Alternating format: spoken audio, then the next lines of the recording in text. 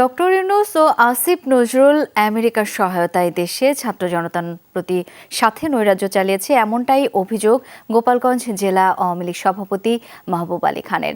সকাল 10:30টায় জেলা আওয়ামী লীগ কার্যালয়ে সংবাদ সম্মেলনের আয়োজন করা হয়। সময় তিনি শেখ হাসিনাকে পদত্যাগে বাধ্য করে বিদেশে পাঠিয়ে দেওয়ায় তীব্র ক্ষোভ প্রকাশ করেন।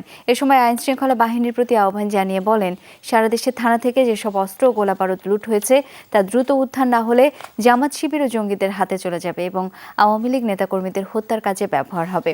তিনি গোপালগঞ্জে সম্প্রতি সেনাবাহিনীর সাথে ঘটে যাওয়া অপ্রীতিকর ঘটনার জন্য দুঃখ প্রকাশ করে আগামীতে যাতে এ ধরনের ঘটনার পুনরাবৃত্তি না হয় তার জন্য নেতাকর্মীদের প্রতি আহ্বান জানান।